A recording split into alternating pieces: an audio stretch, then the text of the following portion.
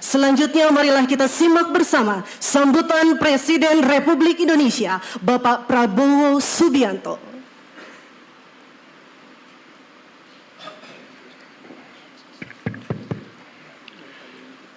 Bismillahirrahmanirrahim. Assalamualaikum warahmatullahi wabarakatuh. Selamat siang. Salam sejahtera bagi kita sekalian. Shalom, salve, om swastiastu, namo buddhaya. Salam kebajikan. Yang saya hormati dan saya banggakan, Jaksa Agung Republik Indonesia Profesor S.T. Burhanuddin beserta seluruh jajaran Kejaksaan Agung yang saya banggakan. Yang hadir Menteri Pertahanan Jenderal TNI Purnawirawan Syafri Samsudin, Panglima TNI Jenderal TNI Agus Subianto, Menteri Keuangan Saudara Purbaya Yudi Sadewa. Ada profesornya enggak?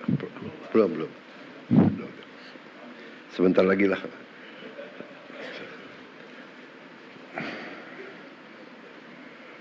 Menteri Sekretaris Negara Saudara Prasetyo Hadi. Udah doktor? Belum doktor? Saya juga belum.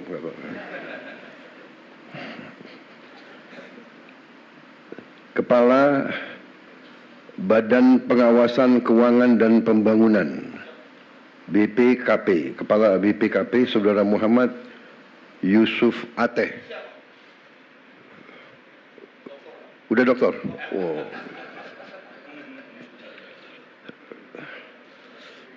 Siapa yang belum saya sebut? Saudara-saudara sekalian, hadirin undangan serta rekan-rekan pers dan media yang saya hormati. Saudara-saudara, tentunya selalu tidak henti-hentinya kita panjatkan puji syukur kehadirat Allah Subhanahu wa taala, Tuhan Maha Kuasa, Tuhan Maha Besar. Segala kebaikan, karunia, kesehatan yang kita terima. Sehingga hari ini kita bisa hadir di Kejaksaan Agung untuk menghadiri suatu acara walaupun simbolis, tapi acara penting, yaitu penyerahan uang pengganti kerugian negara sebesar 13 miliar triliun, sorry. Enggak kita bayangkan ya uangnya. 255 miliar 244 juta 538 rupiah dan 149.000 rupiah. Saudara, saya ucapkan terima kasih dan penghargaan kepada semua jajaran, terutama Kejaksaan Agung yang telah dengan gigih bekerja keras untuk bertindak melawan korupsi, manipulasi, penyelewengan. Saudara-saudara, 13 triliun ini kita bisa memperbaiki renovasi 8.000 sekolah lebih. 8.000 lebih sekolah. Kalau satu kampung nelayan kita anggarkan 22 miliar, kampung untuk nelayan dengan fasilitas yang selama 80 tahun Republik Indonesia berdiri tidak pernah diperhatikan dan tidak pernah diurus. Negara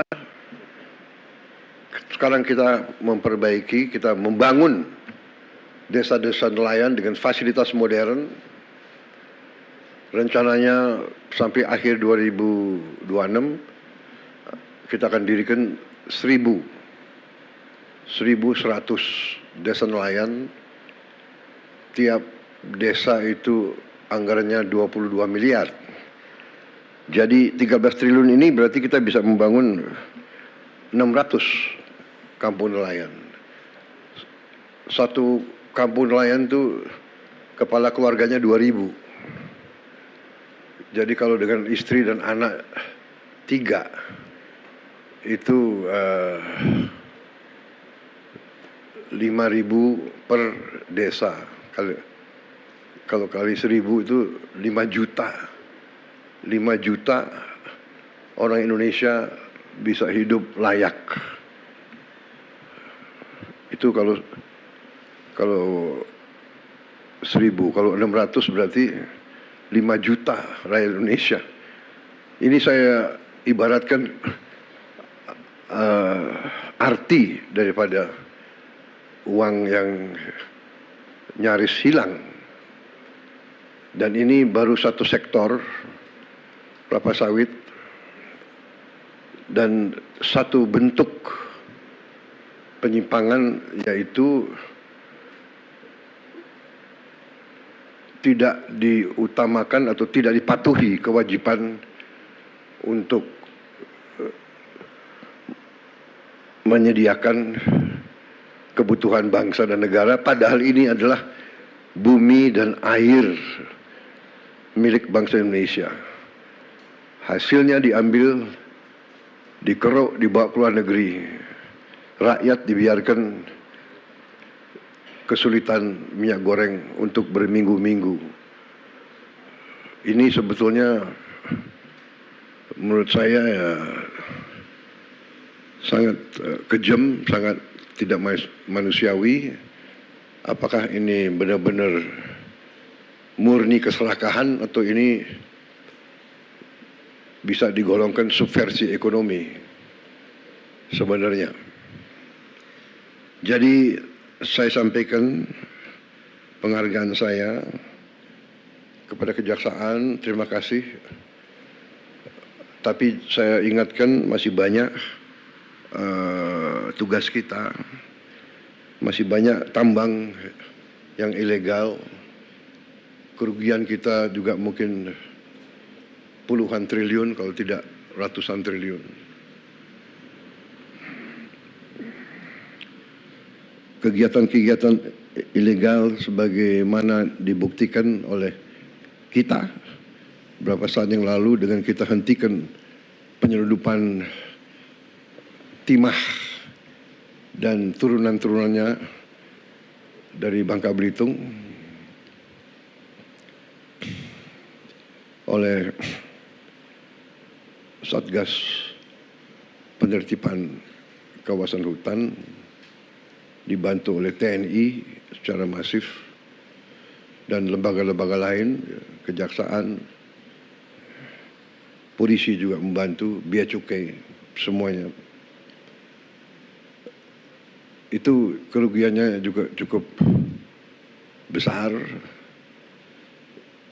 Diperkirakan kerugian itu 40 triliun setahun, dan ini sudah berjalan kurang lebih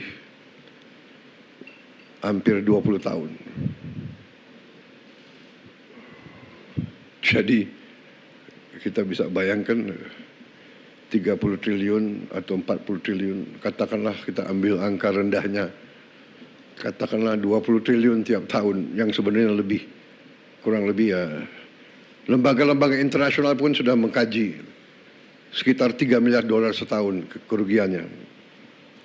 Kalau dikali 20 tahun itu adalah ya 800 triliun. Apa yang bisa kita bangun? Negara apa yang bisa kita bangun dengan hal-hal seperti itu? Ilegal tambang, ilegal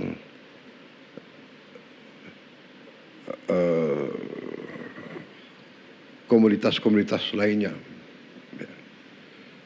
dengan segala bentuk cara dan modusnya. ada under invoicing, ada over invoicing, intinya misinvoicing, yaitu penipuan, nipu kepada bangsa Indonesia yang sudah dengan begitu baik memberi fasilitas, memberi lahan, memberi HGU. Jadi saya kira intinya itu, saudara-saudara, selamat atas pekerjaan ini. Jangan surut, jangan malas, jangan menyerah. Ya. Berbuatlah yang terbaik untuk bangsa, negara, dan rakyatmu, saudara-saudara. Ya. Harta, apalagi didapatkan dengan cara yang mengorbankan rakyat kita, itu harta itu adalah harta yang haram, rezeki yang tidak baik, dan ujungnya pasti akan membawa ketidakbaikan kepada siapapun dan keluarganya. Saya sudah melihat terlalu banyak ya, pejabat yang lengah atau lemah iman, lemah akhlak, melakukan tindakan dan akhirnya termasuk keluarganya yang menderita. Pengusaha-pengusaha pun saya ingatkan, dunia semakin sempit, bumi semakin kecil oleh teknologi dan peradaban, sehingga kalau saudara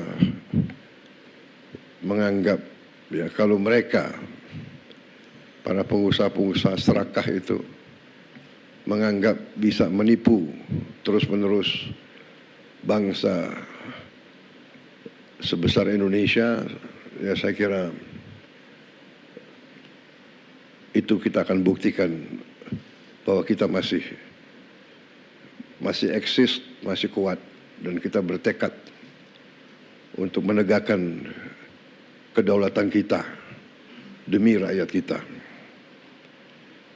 Kita tidak ingin mencari-cari masalah. Saya ingatkan terus kejaksaan, kepolisian, jangan kriminalisasi sesuatu yang tidak ada untuk motivasi apapun. Ini saya ingatkan karena juga kejaksaan termasuk lembaga yang harus koreksi diri juga. Di antara jaksa-jaksa di daerah-daerah saya dapat laporan, kita semua merasakan ada juga yang lakukan praktek-praktek yang mungkin tidak benar atau kurang benar. Jangan mencari-cari perkara, apalagi terhadap orang kecil. Ya. Orang kecil, orang lemah itu hidupnya sudah sangat susah. Jangan diperberat oleh mencari-cari hal yang tidak perlu dicari. Saya ingat beberapa saat yang lalu, saya ingat benar ada anak SD, anak di bawah umur ditangkap karena mencuri ayam. Saya ingat benar itu. Ini tidak masuk di akal. Hakim, jaksa, ada apa ngejar? Iya kan? Anda pasti ingat peristiwa itu. Ada lagi ibu-ibu ditangkap mencuri pohon. Mungkin ingat juga peristiwa itu. Ya. Ada apa? Penegak hukum harus punya hati. Hanya punya hati. Jangan istilahnya apa? Tumpul ke atas, tajam ke bawah. Itu zolim, itu angkara murka, jahat. orang kecil, orang lemah harus dibela, harus dibantu. Kalau perlu si hakim, si jaksa atau si polisi pakai uangnya sendiri ganti ayamnya, anaknya dibantu. Anak itu saya ingat saya panggil tuh ke Hambalang, saya kasih beasiswa. Hal-hal semacam ini saya percaya sudah tidak terjadi lagi, saya berharap. Tapi ingat rakyat kita ini sekarang pandai dan sekarang ada teknologi. Kalau ada apa-apa, mereka punya gadget. Yang repot, laporannya selalu langsung ke presiden, itu yang capek itu. Pak Prabowo begini, waduh, saya harus bereaksi. Karena itu rakyat kita. Rakyat saya harus membela mereka. Saudara-saudara harus bantu saya. Menegakkan kebenaran, membela yang lemah. Yang kuat, dia akan kuat. Tapi yang kuat, kalau melanggar hukum, ya kita adu kekuatan. Kuat negara atau kuat mereka. Jangan mereka ngira Indonesia lemah. Saya kira itu dari saya. Selamat dan marilah kita bersama-sama berjuang untuk menyelamatkan semua kekayaan bangsa Indonesia. Bangsa Indonesia sangat kaya. Sangat kaya. Kalau kita bisa kelola dengan baik. Kalau kita punya keberanian untuk kelola dengan baik. Indonesia akan cepat bangkit. Saya percaya itu. Saya yakin itu. Kebetulan ini pas 1 tahun saya dilantik sebagai presiden. Jadi saya merasa ini istilahnya tanda-tanda baik. Di hari 1 tahun saya menyaksikan pemerintah Indonesia, kejaksaan sebagai bagian dari pemerintah Indonesia memperlihatkan dan membuktikan kepada rakyat kerja keras, kerja yang gigih, yang berani, sehingga bisa membantu negara, menyelamatkan kekayaan. Ingat, kalau kita lihat ini sama dengan 8.000 sekolah kita perbaiki. 5 juta nelayan bisa hidup. 5 juta dengan uang yang ada di sini. Saya ini greget, saya ingin kalau bisa kita kejar lagi itu ya, kekayaan yang diselewengkan. Terima kasih. Selamat bekerja di atas jalan yang mulia. Wassalamualaikum warahmatullahi wabarakatuh. Salam sejahtera, shalom, salve, om, santi, santi, santi, om, namo buddhaya. Terima kasih.